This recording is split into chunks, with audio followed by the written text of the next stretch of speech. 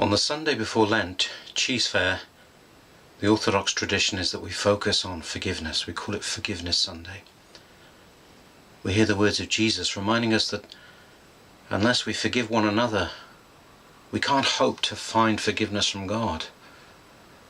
Because a lack of forgiveness, anger, resentment, is like poison in the heart. And the Church Fathers use the image of oil and water. They say that we might appear to stir oil and water together. Once it's settled, the two will separate. We may feel that we're drawing close to God, but if we allow anger to fester in our hearts, we separate ourselves from God. Each of the passions, of course, has a different effect in the heart. And anger separates us from God, prevents us from this union with God. And we are reluctant to forgive because it's painful. It makes us vulnerable. It exposes us. There is a tradition that says forgiveness is liberation.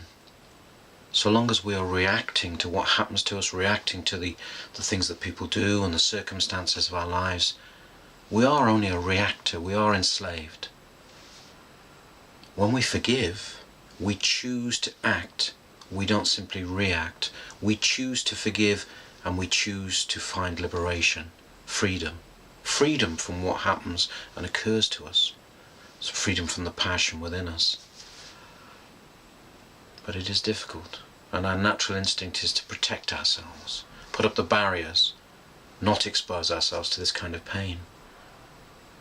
And the Church Fathers give us very practical advice about how to begin to forgive. St. John Climacus says we should make 100 prostrations whenever we find anger in our hearts, and each time pray that God will forgive us through the prayers of that person towards whom we're angry. Now, I suspect there will be people watching this as weak as me who think 100 prostrations every time I find anger there. Will I be doing anything else 24 hours a day but making prostrations?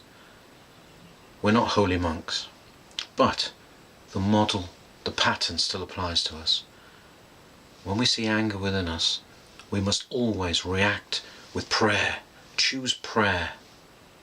Pray for the salvation, pray for the good of that person. And the Church Fathers remind us we should always judge ourselves.